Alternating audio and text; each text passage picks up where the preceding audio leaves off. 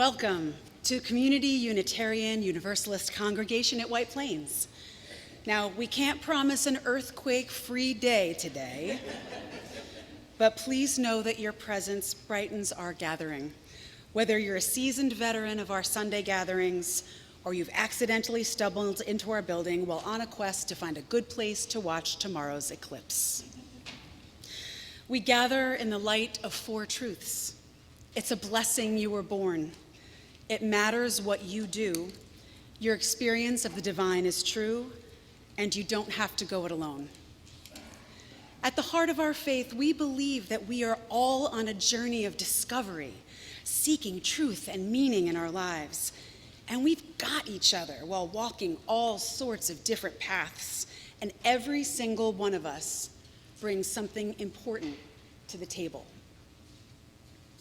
Eid Mubarak. Wednesday marks the end of the month-long season of Ramadan. And today is World Health Day. And it also marks the anniversary of the founding of the World Health Organization in 1948. They championed the health and better future for all, guided by science, and championing global efforts to give everyone everywhere an equal chance to live a healthy life. And we are super duper lucky this morning because we have extraordinary music guests in the new Amsterdam Boys and Girls Choir. They are in partnership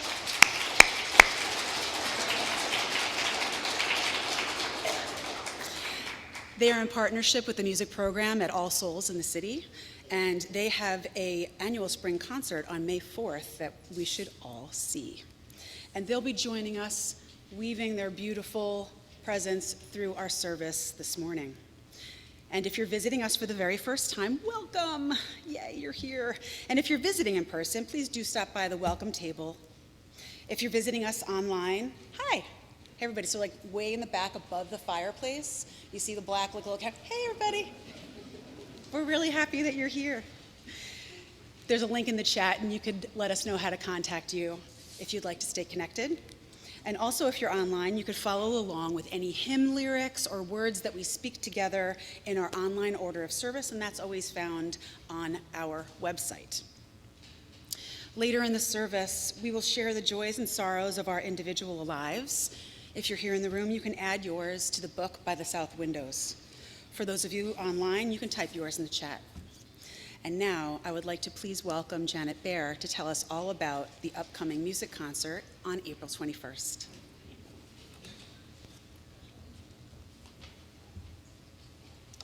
Thank you, Kim. As she mentioned, I'm Janet Baer, Chair of the Music Committee, and I am very excited to remind everyone that we have a spring concert coming up in just 2 weeks here in the sanctuary. Hopefully you've noticed our posters in the lobbies announcing the event.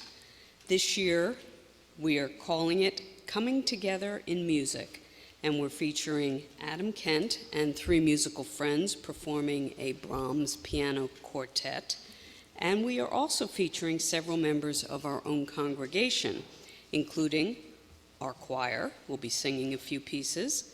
We have vocal solos and duets from Laura Saveda, Kathy Williams, Lisa Meyer, and Kim Force.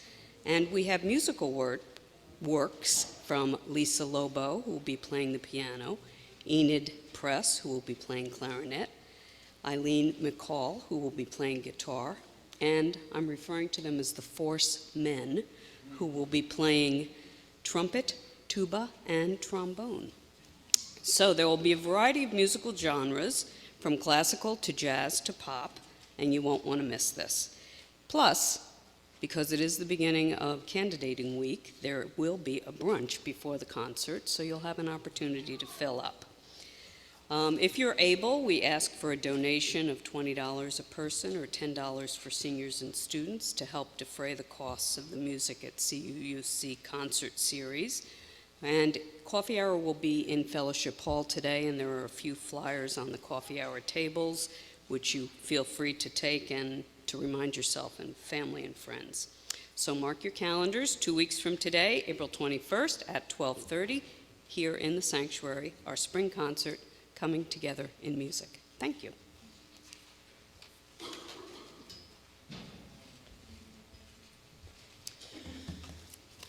We'll begin our worship with a traditional Navajo prayer called Now I Walk in Beauty. And you'll see those lyrics behind me.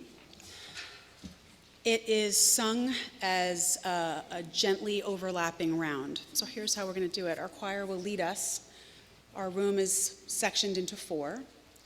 So section 1 is right here, section 2 is right there, and 3 and 4.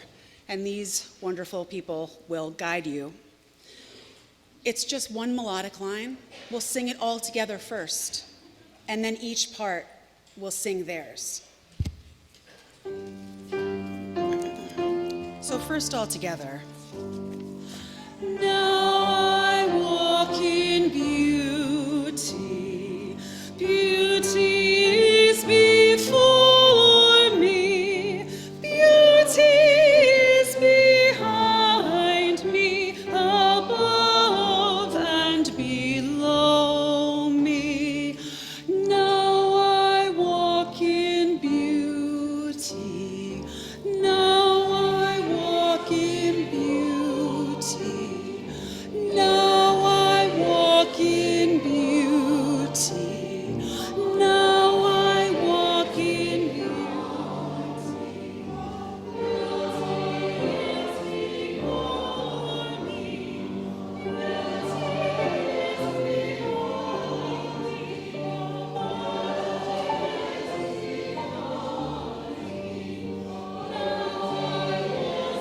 beauty, now I walk in beauty, now I walk in beauty, now I walk in beauty.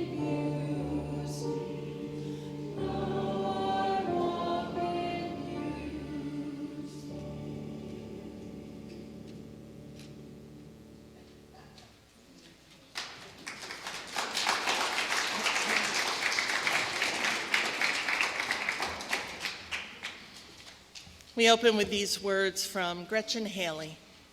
Because the tides are rising, so must we rise to this moment, rise to this day, rise to this life, this place in the web that is yours and ours. Rise. Because the earth remains our only home, and we, fellow travelers, its only hope for healing, wholeness, salvation. Rise before the mystery, before the Big Bang that started it all, that this infinite universe still takes notice of us, still feels the in and out of our breath, still holds us, connects us. Rise or surrender with gratitude for this beauty, this chance to be part of it all, to give back, to weave life past, present, future, everywhere, always as one.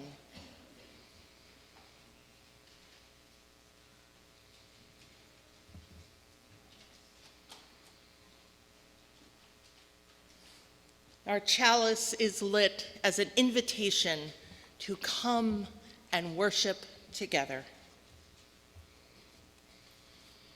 Now, as if our prelude and opening words haven't been enough of a hint, our service today is a celebration and consideration of our connection to the earth and to all who live on her. It takes many hands, and the new Amsterdam Boys and Girls Choir, members of the CUUC choir, and other members of our congregation join together to invite you in our wonderings, in our questioning. Wonderings offered in hope, or wonderings offered in conversation and story and song. We begin with the New Amsterdam Boys and Girls Choir.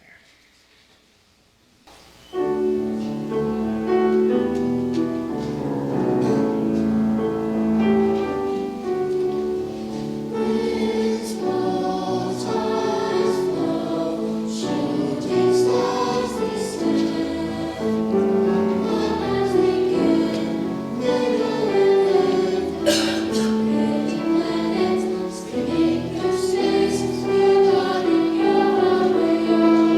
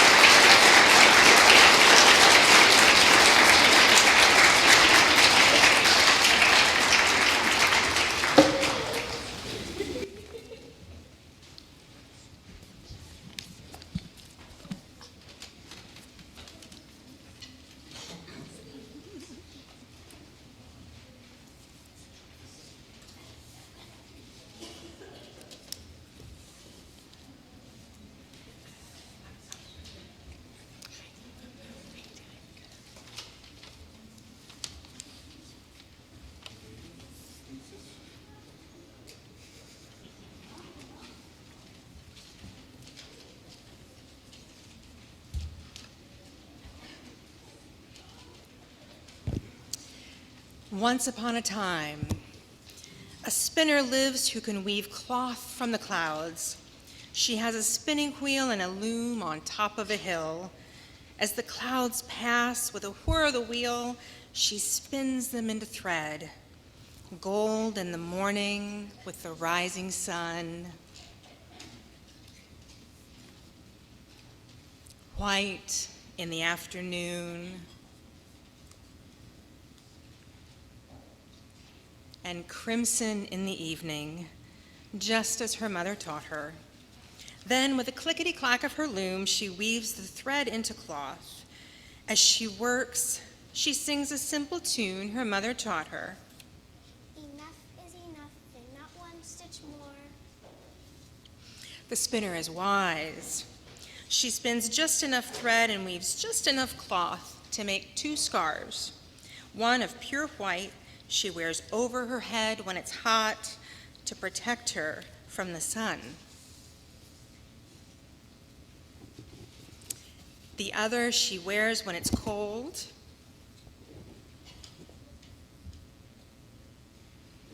It's a twist and a twirl of gold and white and crimson, soft as a mouse's touch and warm as roasted chestnuts. Her mother taught her well.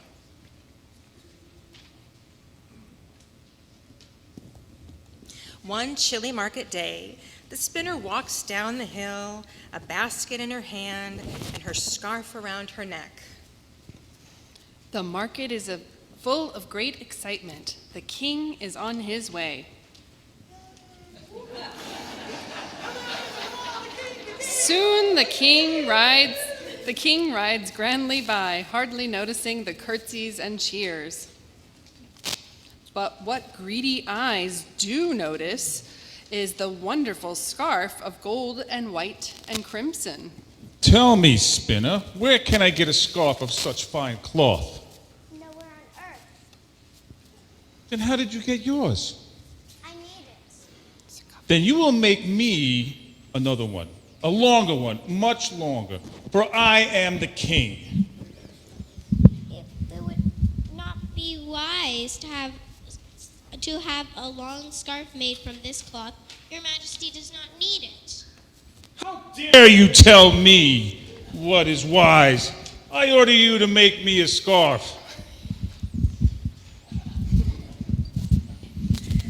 So the spinner goes home to the top of the hill, and with a whir of the wheel, she begins to spin. She spins the clouds as they pass in the morning and are gold with the rising sun. She spins in the afternoon as the clouds sail past, white as snowdrifts. She spins in the evening when the clouds are crimson.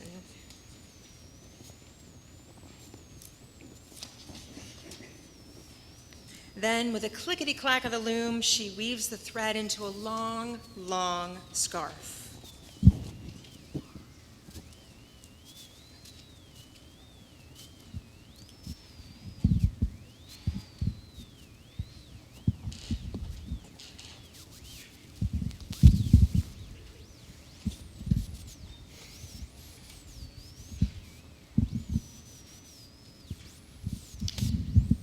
The king is overjoyed.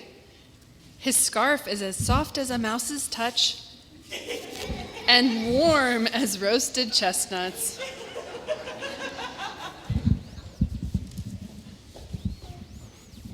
Now make me a cloak of this glorious cloth, He orders. and dresses galore for my queen and my daughter, the princess.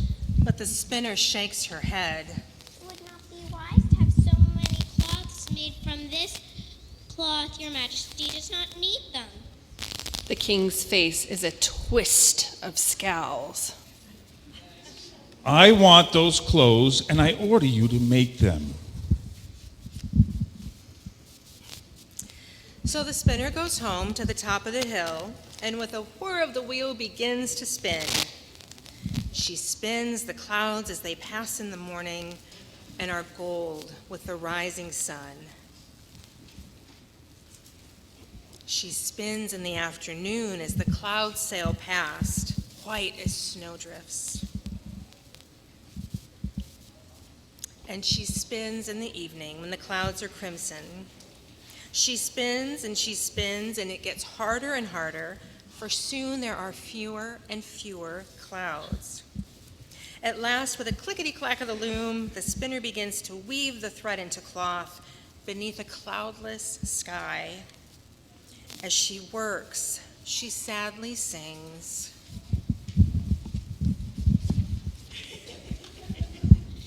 Enough is enough, and not one stitch more.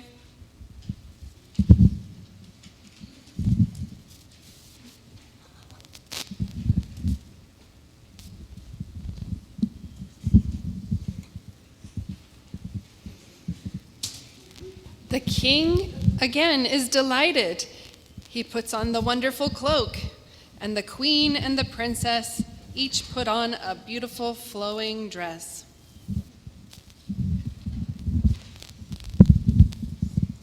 Surely there is no other king as magnificent and wise as me.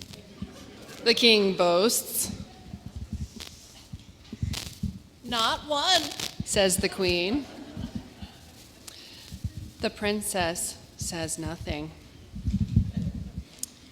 But day after day, as they wear their magnificent clothes, not one drop of rain falls from the cloudless sky. Plead the villagers.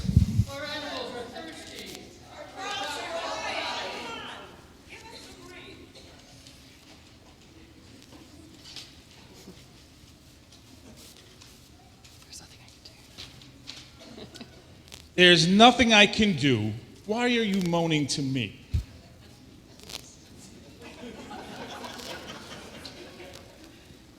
The princess says nothing. But that evening, she quietly slips out of the palace.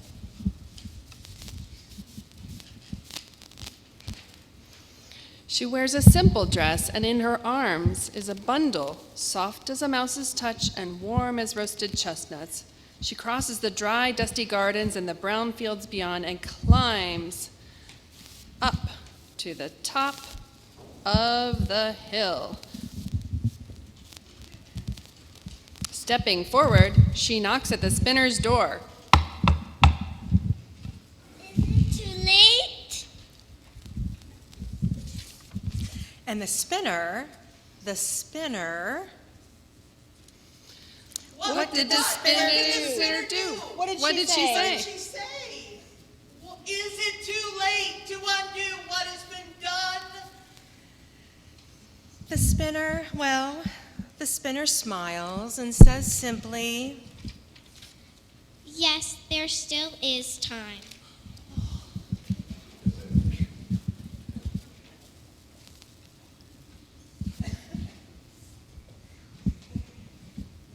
Madonna, you can go back to your seat.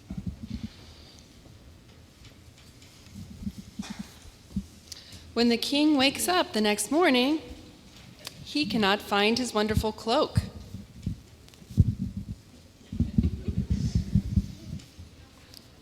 The queen cannot find her beautiful dresses. They search the palace for the clothes the spinner has made, but they're gone. Meanwhile, outside, the villagers dance for joy as the rain begins to fall from the sky.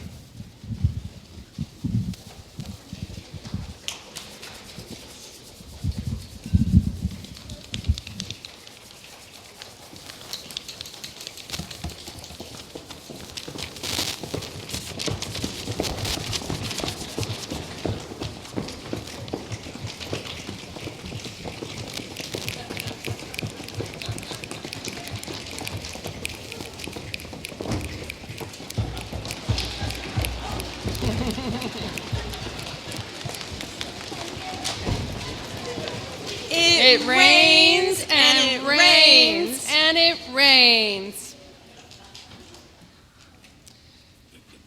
The king and queen look out and wonder.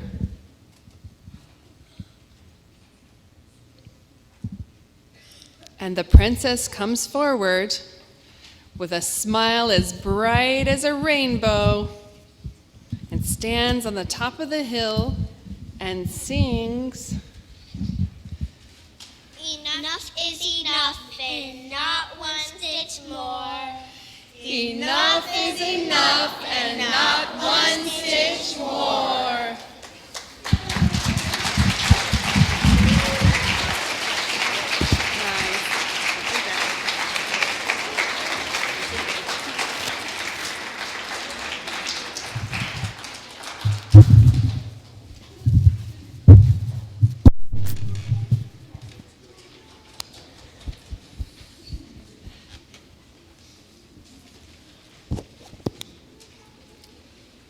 The Jesuit elder Thomas Berry told me once that the pattern of life in the earth is the original scripture.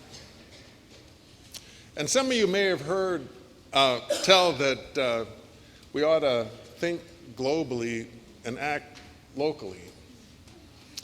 And we've been living those two intentions here at CUC for more than 30 years because we're gifted with a remarkable, remarkable opportunity to understand the pattern of life in the nearly 9 acres of land here that is one of the very last large, privately owned, relatively wild places in White Plains.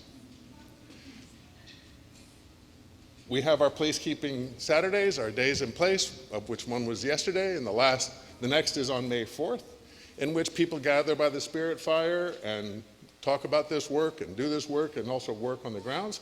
And we also have the children in our RE program regularly go out and start to learn from the pattern of life on this place and to document it and remember it and photograph it and just hold it in their hearts. This year, for the 3rd year, we'll be doing a wildlife census in the stream that forms out of the water that falls on our hill and runs down and becomes a stream. So a couple weeks ago, the children RE made leaf packs with leaves from the property in a net bag, kind of like an onion bag, and we'll go out today and place them in the stream in various places very scientifically, and then in about a month, the kids will go back and pull them out of the stream, bring them up in buckets, because after they go in the stream, algae will form on them, and then microorganisms will eat the algae, and then little bigger organisms will eat the microorganisms, and then fish will eat those, and we'll bring them up and rinse them and see who's living in them. And you're going to see a video now of the creation of those leaf packs. It's citizen science. And you all have an opportunity to participate in this placekeeping practice, to start paying attention to the pattern of life here and documenting it and remembering it to see how the earth is changing here. And it's a great opportunity. So we're going to lead the kids out after you see this video and do this work. I encourage you to join us in this work or just to take a walk on the paths here and see how beautiful it is. I saw a colony of trout lilies that just started up on the hill over there. You should watch it. Just yesterday. We're doing an experiment to see what we can catch, and we will be very gentle with these organisms. We'll put them back, but we want to see what is living in our stream. And the way you do that, when you go fishing, what do you use? A fishing pole. And what do you put on the end of the pole? Bait. Well, essentially, we're putting food that they like, which is these leaves and what grows on the leaves, in mesh bags, and we'll do that later at the picnic table. And we're going to put them in the stream. And what scientists have learned is that the organisms like areas where there's a little bit of a ripple. Now, if we're all really quiet, you're going to hear a ripple. You can see where the sound's coming from. Come take a look. Come take a look. To the stream and see those are the See the spots. bubbles? That means Well, those bubbles. Go ahead, Cynthia. that's lots of oxygen. Okay, it means that the water's getting oxygenated by the good gas that everybody needs. So those are the areas where we're going to pick to put our leaf packs in. We'll actually weight them down with stones and bricks to keep them there so they don't get washed away if we have another big rainstorm. For the organisms in the stream, they like different types of leaves. So we're going to put 3 different types of native tree leaves, trees that grow naturally here, because that's what the organisms have evolved to eat. what grows naturally here. Round chips. So your team needs to get 10 of the sycamore, the big ones, 10 of these, the white oak, and 10 of the red oak. They're in the bags over here, okay?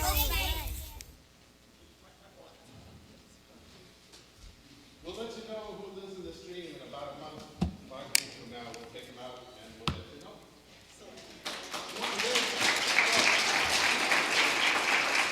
And now we'll jealously sing the children out because they get to go outside, but we can watch through the beautiful windows. I invite you to rise and body your spirit for Blue Boat Home, and the children will go out to their placekeeping activity while we sing.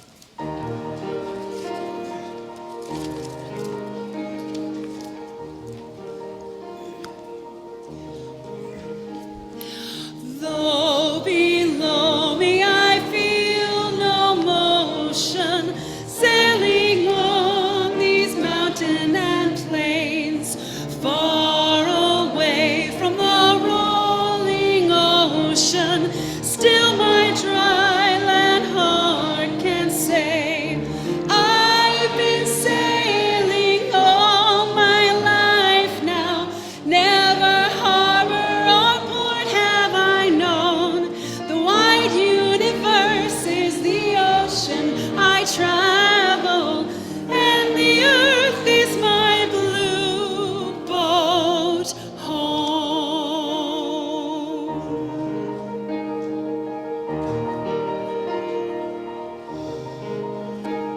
Sun, my sail, and moon, my rudder, as I ply the starry sea, leaning over the edge in wonder, casting questions into the deep, drifting here with my ship's companions, all we kindred pilgrim souls, making our way by the light of the heavens and the beautiful blue boat home.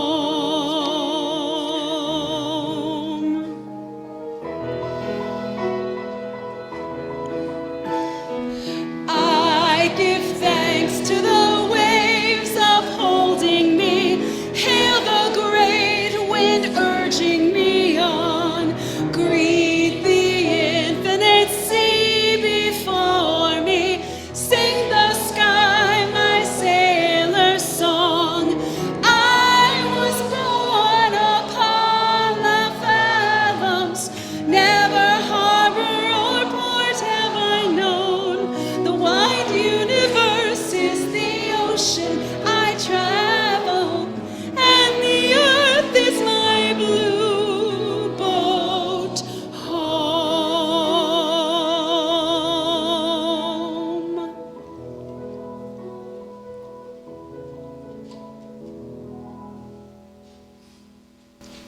Thank you. Please be seated.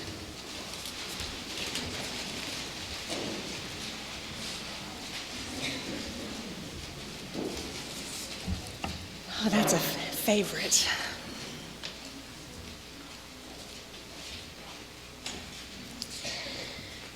Let us take a moment to relax our breathing, experiencing the feeling of drawing breath in and releasing it out, feeling the flow of what is in you and around you, the miraculous exchange of life between our bodies and this planet, setting aside stresses of the past week and anticipation of the next, quieting your mind, feeling a connection with the divine that is within us and among us. This moment is an invitation to ground yourself at the tiny crossroads that bring us to the here and now. being present to yourself, allowing it to be what you need it to be as you sit in a short pause, a liminal space that asks nothing of you.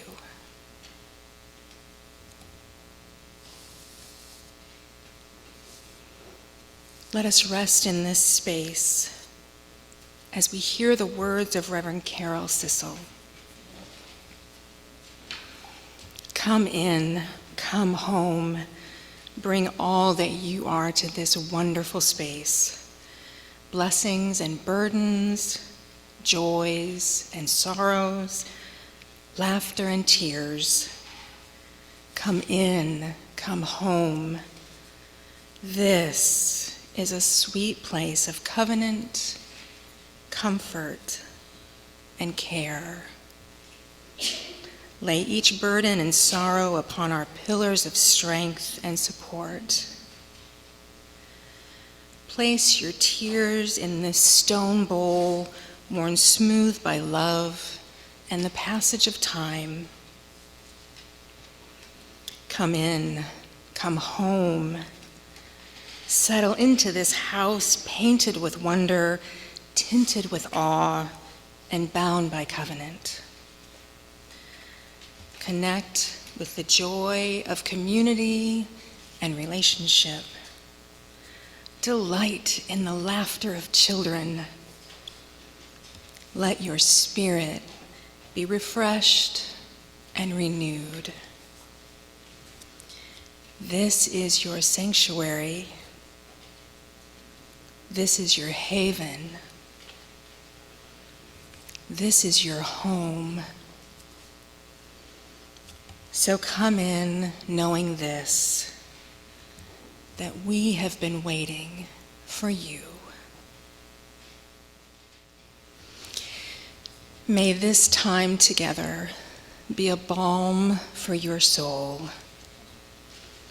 Let us take a moment of silence and breathe.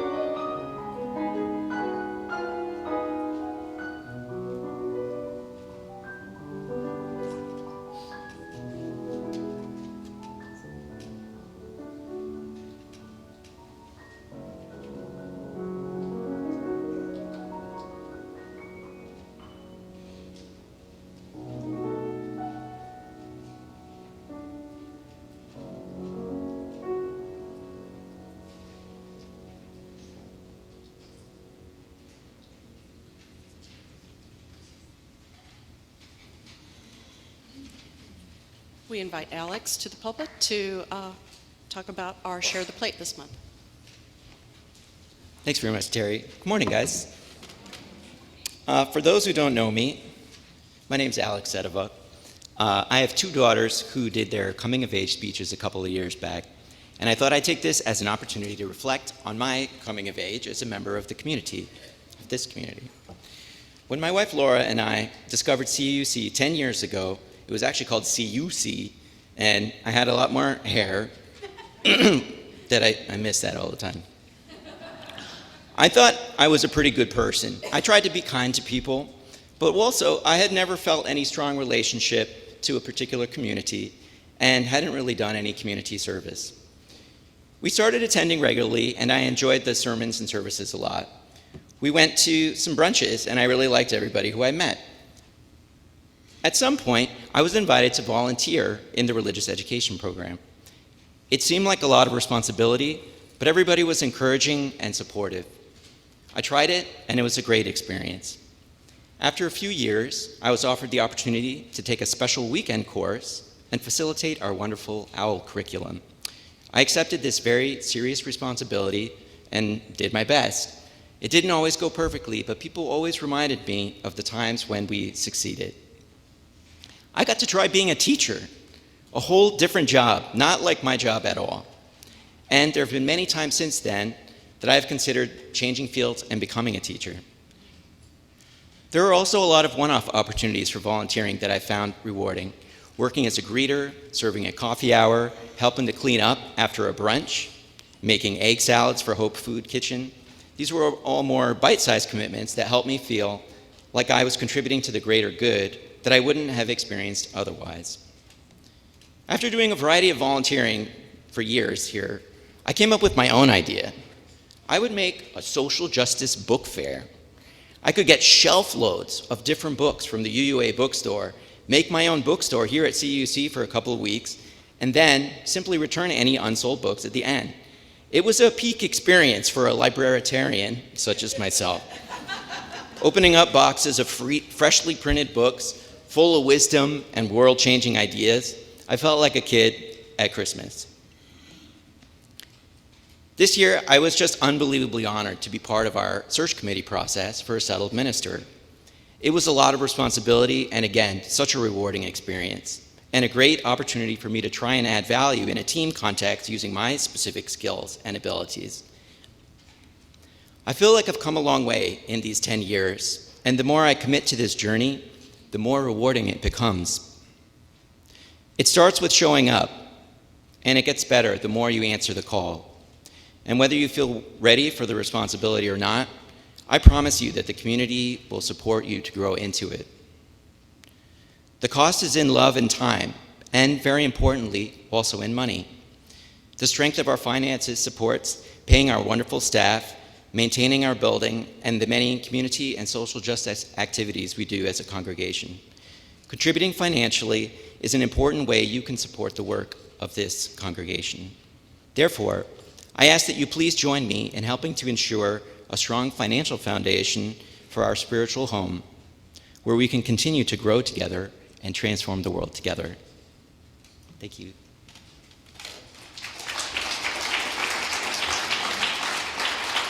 Thank you, Alex. In addition to our annual pledges, we offer our generosity on every Sunday. 50% of our plate goes to helping maintain the operations of our congregation. The other 50% is shared with organizations in our wider community. This month, we share half our non-pledge collection with the Murray Grove Retreat and Renewal Center. Thank you for your kindness, your compassion, and your commitment to making CUC and the world a better place. Your support truly makes a difference. During the offertory, our combined choirs will be singing Blue Green Hills of Earth, and you are all invited to sing with us on the fourth verse from your seats. Thank you, and I invite the choirs up.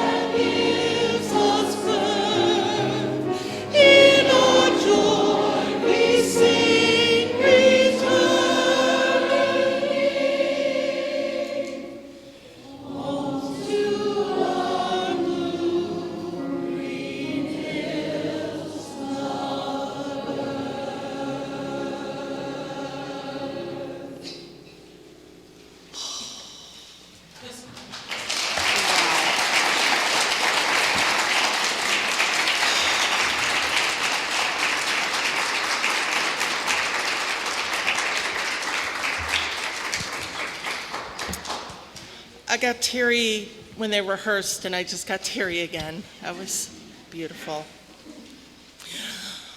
But the princess's question is a good one. Is it too late? Can we undo what has been done?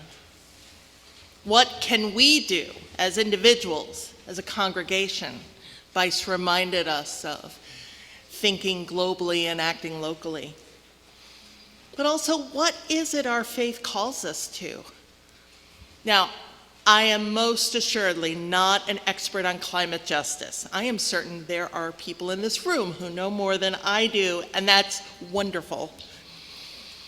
And yeah, I do have some things I want to share, but I'm also interested in what you have to say. So in a couple of minutes, with the help of my able-bodied assistants, I'm going to do my best Donahue impression and lead us in a collective conversation for a few minutes.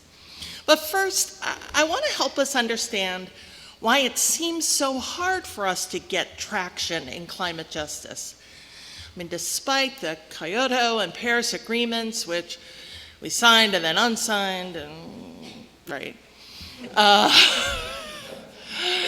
But despite our activism, from Rachel Carson to Greta Thunberg to the People's Marches, so many people working in this area, despite the growing green energy industry, from cars to solar panels to wind farms to carbon offsets, there are still deniers and forces keeping us struggling to make a difference. Now, some of this is capitalism, pure and simple. While it was, in fact, the Nixon administration that established the Environmental Protection Agency and set regulations around pollution, regulations that worked.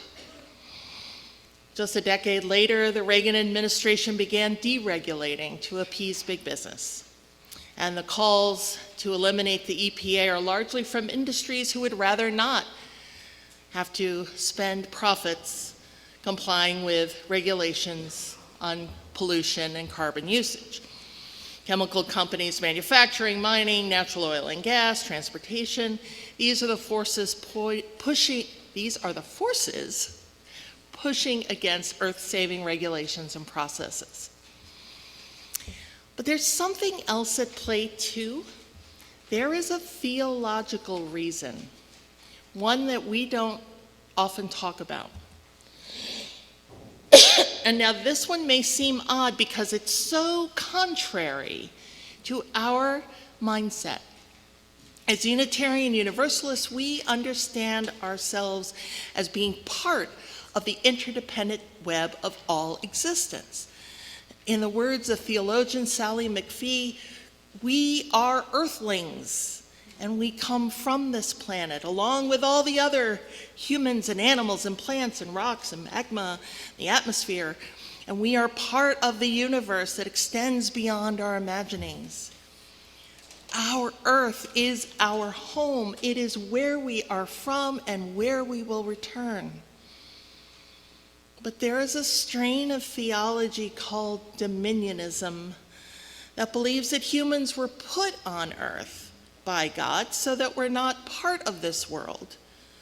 Instead, we were, beamed down into the Garden of Eden so we could rule the world, have dominion over all the other animals and plants and such.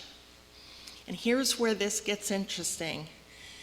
Dominionists and others who buy this theology believe that something good will happen to the faithful when Christ returns, and there are signs telling us when it will happen, as foretold primarily in the Revelation of John, but also in other Hebrew scriptures and later writings. And these signs include the arrival of the Antichrist, war, famine, plague, judgment, chaos, and silence. And that silence leads to Christ returning, who brings a new rebirth and a rapture to a new place, maybe a new Eden, a new planet, a new I don't know what, for the faithful. That's their preferred state. The world is terrible, they think. We don't belong here. So how do we get out of it? And maybe we can make it happen. Allowing humanity to destroy the earth, to relinquish stewardship of the planet, is a huge piece of this theology. They understand that if resources are scarce, there will be wars over these resources and famine and illness. They understand that only the rich and powerful will survive. And they believe they are doing God's will, and this is how they are to care for the planet they were given dominion over. That is so contrary to what we know to be true. But this is what we're up against. With this theology showing up as a feature of the growing movement of Christian nationalism in this country. And it's scary to consider, especially when some climate scientists are sounding the alarm that global warming has accelerated by over 40% in the last 15 years. We have had a major spike in temperatures just in the last year, and we're on track to spike again this year. We used to think about climate justice in terms of what we're doing for the future, for our children and our children's children. But now, the princess's question is even more salient because we have to start thinking about now. Is it too late to undo what has been done? Is it? Well, what difference does one person make? I think about the straw thing, right? Suddenly we weren't supposed to use plastic straws because they were pollution, but the percentage of straws in the waste they find in the oceans was like 0.001%. Right? Are we too small to make a difference? What do you think? What do you think? If you'd like to say something, raise your hand, and Tracy or Terry will bring you a microphone. We have about 5 minutes or so. Now, please use the mic so that everyone in the room and on the Zoom can hear you. And yeah, we don't have too long. I'd love to give us a half hour or 45 minutes, but yeah, we ain't got that kind of time. So does anybody have something they'd like to? Yeah. I have something to say. I worked a little bit in energy efficiency world and kind of dived into that some number of years ago and got some certifications, et cetera, et cetera. I just feel that people need to invest in the technologies that will help our planet. And I think it's hard when you go to buy a car to figure out what to do. And I have lots and lots of things I could say, but I think, there's just a number of things that we individually can do. And of course, we can vote for people who will help us to do the things collectively. Yeah.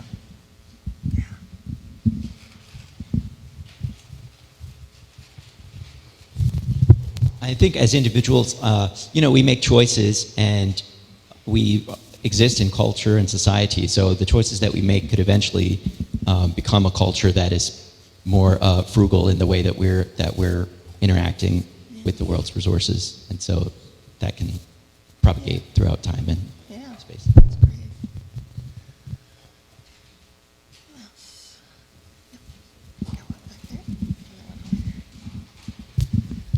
I guess I also just want to be really careful about the way that we use the they versus us, and it's other people causing the problem, and we're not causing the problem. And I get really hairy around those types of words and pronouns, and I honestly believe that most people want to see this world flourish and want to see their children and grandchildren live in a world with clean air and clean water and things like that. So I don't know that this is someone else's problem or someone else's fault. I think it's just the reality of the world that we live in, and we all need to be gentle with each other and work to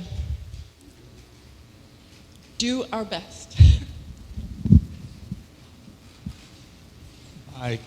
By voting, by living our values, by encouraging people who are in relationship to live those same values, we can have an impact on our country, on the behaviors of our country, and our country can play a leading role rather than a retarding role in helping get it back into a better ecological balance. Yep. Yep. We'll do two more. Yeah.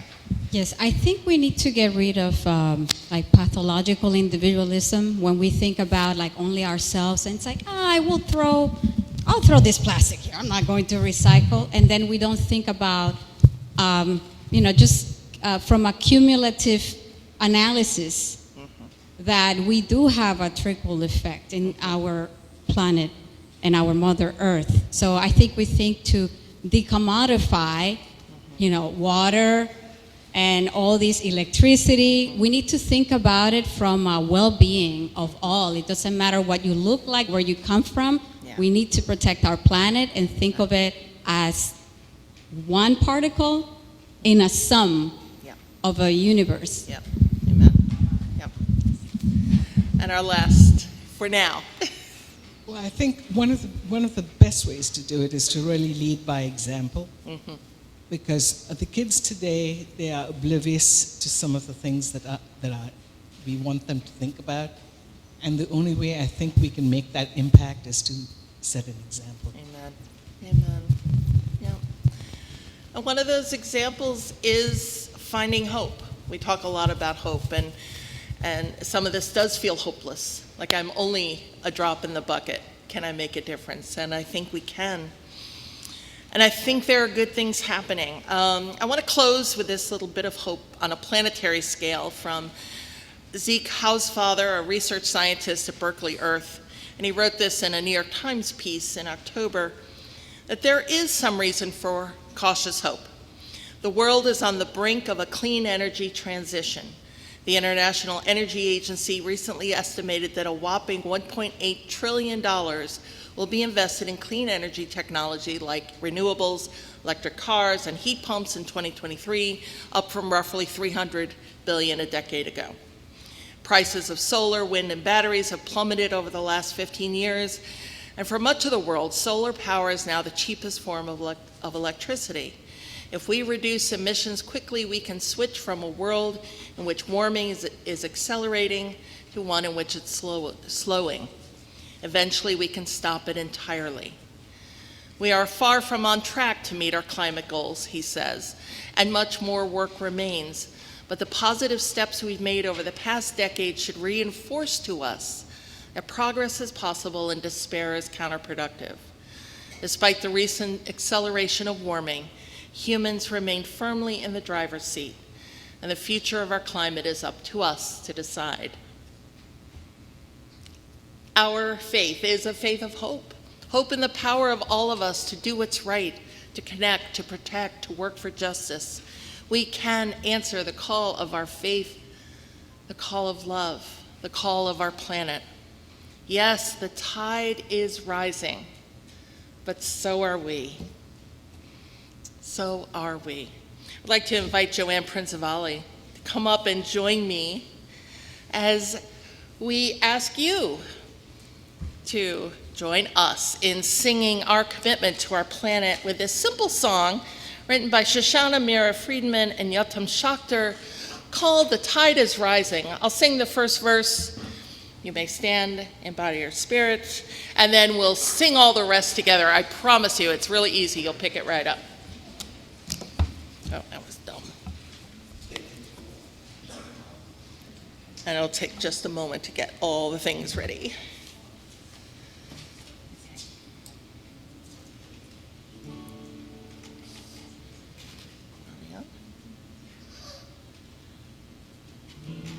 Here we are.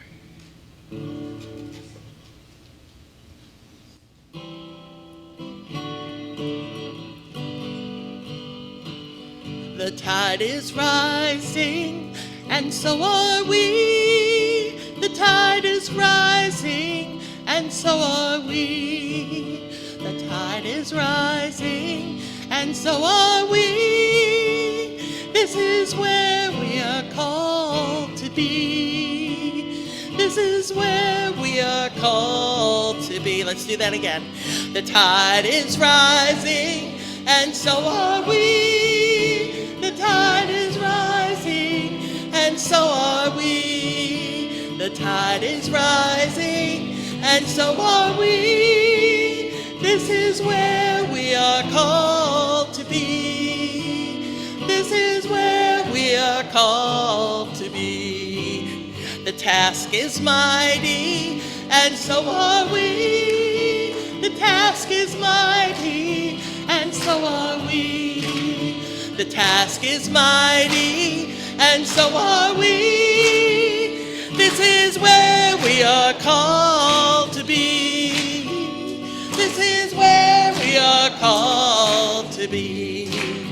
The land is holy, and so are we. The land is holy, and so are we. The land is holy, and so are we. This is where we are called to be. This is where we are called to be. The storm is raging, and so are we. The storm is raging, and so are we. The storm is raging, and so are we. This is where we are called to be. This is where we are called to be.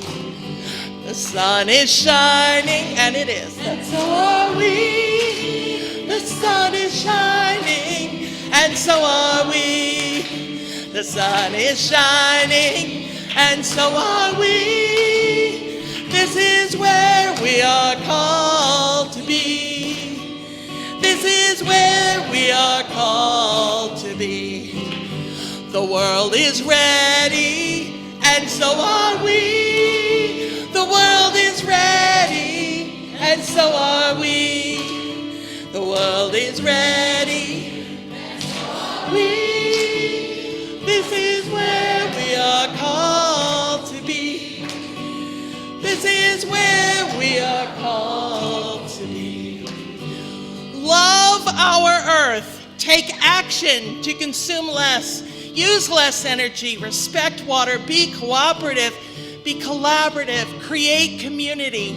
Like the moss and the mushrooms, our children's lives depend on us. This is where we are called to be. Amen.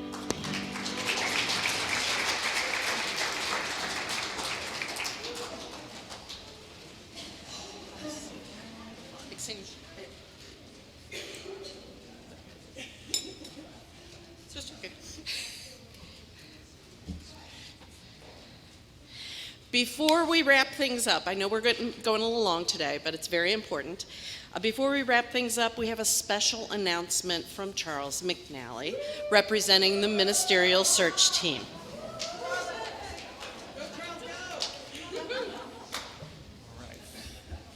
Thank you, Terry. Thank you. I came prepared to give an introduction to our next ministerial candidate, who will be here from the 20th to the 28th in what's known as Candidating Week, and there will be lots of opportunities during Candidating Week with meetings and open sessions for people to meet our candidate.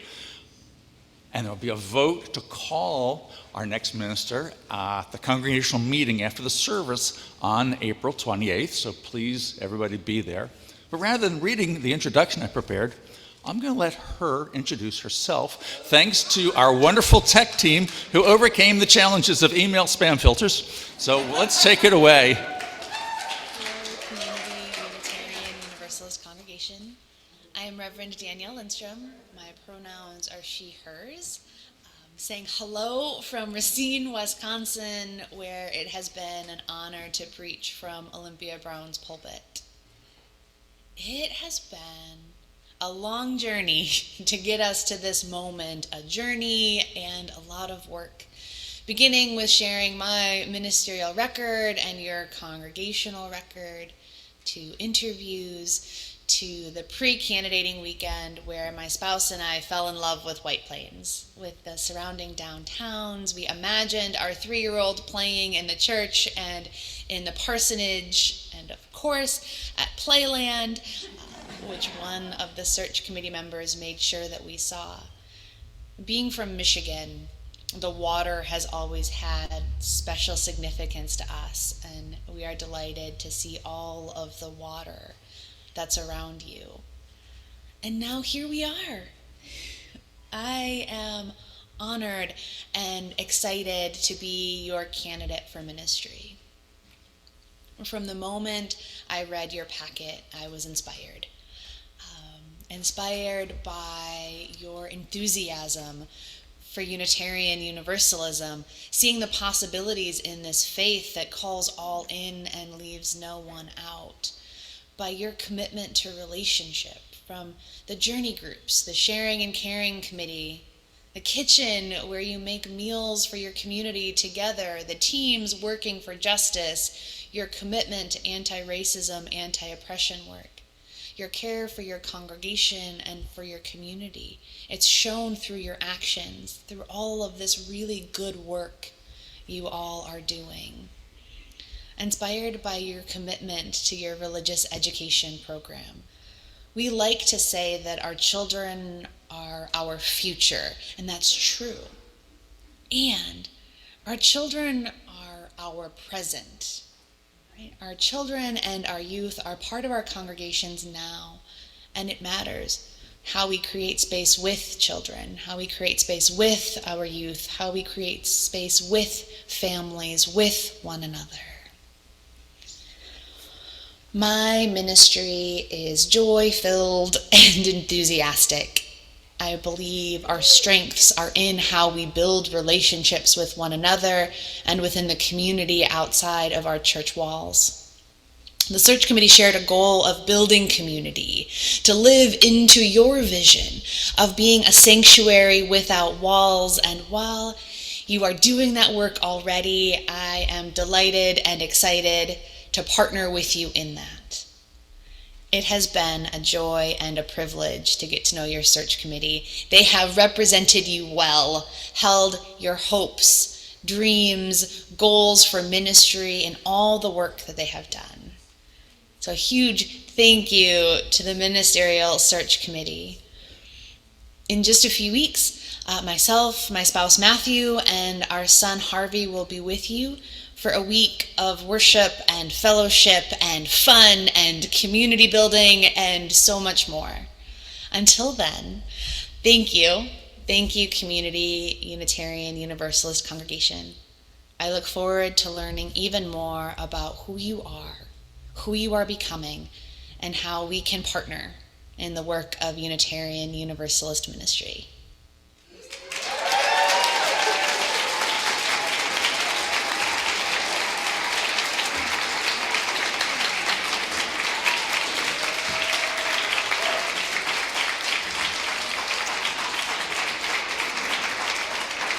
So I just want to slide in for a second and say I don't know that you actually caught her name.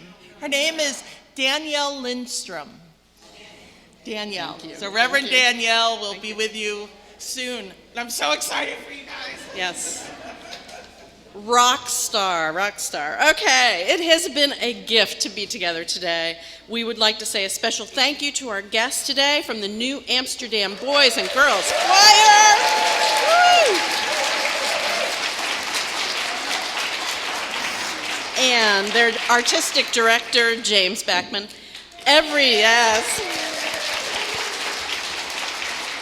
Everyone will have a chance to chat with our guest and maybe get a slice of pizza during social hour, which will be held in Fellowship Hall today. Please spend a few minutes talking with someone you don't know, escort each other to coffee hour and other events, and may we all know the blessings of friendship.